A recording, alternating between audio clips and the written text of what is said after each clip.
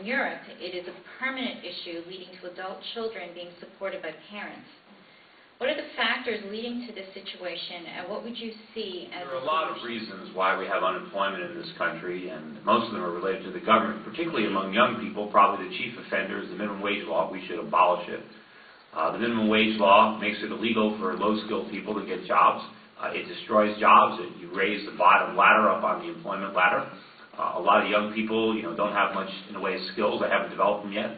They don't have a lot of productivity. They can't demand a high wage. When you compound the minimum wage with other costs that are on top, workman's comp or payroll taxes, the minimum wage is significantly higher. Several states add something on to the federal minimum wage, creating even more unemployment problems. Recently the United States government decided to impose our minimum wage on the island of Samoa, and we destroyed their entire economy. We put half the country out of work. They had their main industries was tuna canning, and the plants shut down because they couldn't afford the minimum wage.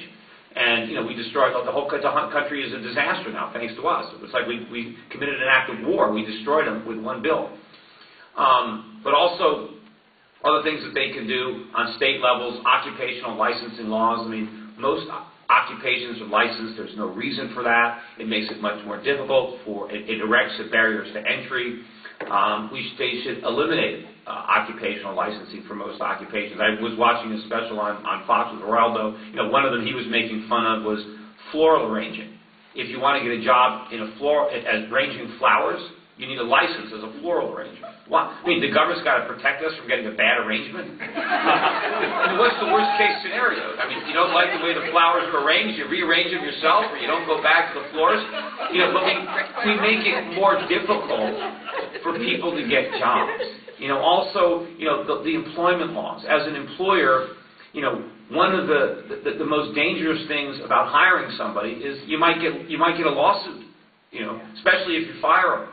So the government has made it so easy for employees to sue their employers that employers don't want to hire. So there are all kinds of things that we've done, and all of these rules and regulations disproportionately affect the lowest skilled person. So if you want to know, here in Connecticut, why are we pumping our own gas with all these unemployed kids? Well, because if we had to pay a minimum wage, they wouldn't pump it. Why can't they just pump for tips? It's illegal. That's what people used to do. But you know how a lot of kids became auto mechanics? They had jobs pumping gas. And between fill-ups, they were learning a skill from a trip mechanic. We got rid of that.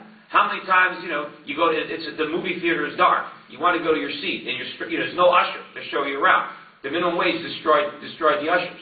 I remember when I was a kid, not only was there a different person in the supermarket that rang up the checkout, another person bagged it, and someone else took it to your car. They don't do that anymore. Where are all these jobs? All this self-service. How many times you're on? You call up, you don't get a person. You get an answering machine. You get a million buttons you got to push. Why can't there be a person answering the phone? Because the government made it too expensive to hire that person. So we have all these government rules and regulations that are destroying occupations. Some restaurants use paper plates because they don't want to hire dishwashers. There's a lot of ways that governments have just completely eliminated occupation. So we need to look at those rules and regulations. Liberals pass them, and they feel good about themselves. It's terrible that somebody should have to work for $3 an hour, so let's make it illegal to pay somebody less than $6 an hour, and then they feel good about themselves. Meanwhile, they destroy the jobs for all the people whose marginal productivity doesn't equal $6 an hour. They never look at the unseen consequences of their regulations. Senators Graham and Schumer put forth a proposal for illegal immigrants to be placed on a path to citizenship, which President Obama declared promising. What mechanisms would you support to address the intertwined issues of illegal aliens and their impact on the USA economy, security, and security of our vote? For me? Yeah. Well, I don't like the policy of trying to say, well, if you're here illegally, we're going to set up a way for you to become legal, because we send a message to everybody else, well, that's how you do it, right? You bypass the laws, you just sneak in here, and then you wait for amnesty. So I don't think that's the way to do it. I think what we need to do is we need to strengthen our borders. We've got so many troops in Western Europe, in Japan. There's no sense in them being there. Why don't we bring them home and defend our own borders for a change instead of other nations that don't even need defending? and make sure that, the people aren't sneaking in. We want them coming in the right way, but I want to make it easier for legal immigrants to come in. And what we want is a sensible immigration policy that if you're going to come in and you're going to work, come on in, right? You can come in on a work visa. You have to get a job. If you can't find a job or start a business, then you leave. I mean, you can't come in and go on welfare or go on food stamps. If that's why you're coming, we don't want you here.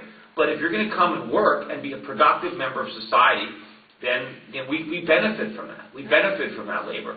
And so we want them coming, but we don't want people coming in illegally and then not working, living, committing crimes or living off the social welfare state. That simply drives up the cost of these programs and bankrupts us even quicker. The delayed response to General McChrystal's request for increased military support in Afghanistan, the Taliban will likely be able to further fund terrorist and insurgency efforts by funneling the poppy harvest into the narcotics trade.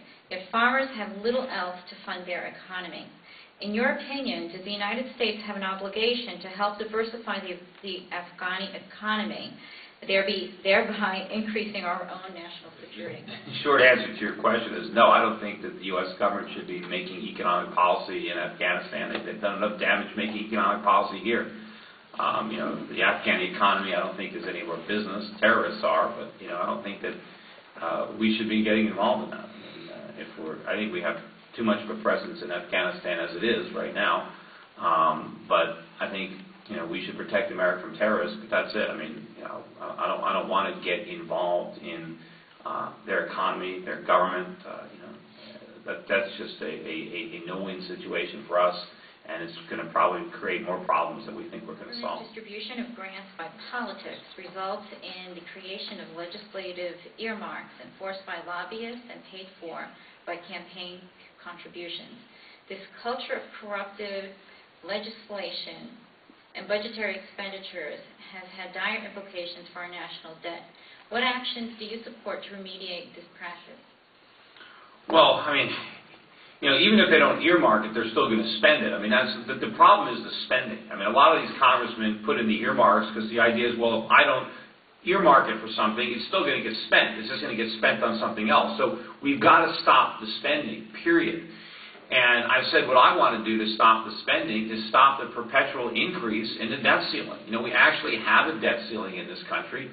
Let's make it a real ceiling, not an ever-increasing ceiling. The problem is now, every time they get to the debt ceiling, they vote to raise it. Usually, late at night, and they put a pay raise in there for themselves when they vote for it. But nobody wants to be held accountable. That's why they try to space the increase in the debt ceiling far away from any election so that people don't remember it. And at the same time, you've got politicians, when they go home and campaign, they say, I'm for a balanced budget amendment, and then they go back to Washington and vote to increase the debt ceiling. If we can simply stop that, and I said as a senator, I want to lead the filibuster to make sure the debt ceiling is not increased. And I just need 40 other senators to stand with me, and then we stop deficit spending. We stop all the earmarks. We stop it all. Because if they can't borrow, they can't spend more than their tax revenues. And so if their tax revenues are $2.5 trillion, they can't spend $4 trillion like they are right now. They have to cut the budget. Right now, the government is spending $1.60 for every dollar we collect in taxes. If we don't let them raise the debt ceiling, they have to take that 60 cents and cut it. And then we'll get rid of the earmarks, and we'll get rid of a lot of other stuff we don't need. We can change what's going on in Washington. Instead of what new regulations can we pass, it'll be what regulations can we eliminate. Instead of, what new programs can we add, is what programs can we get rid of.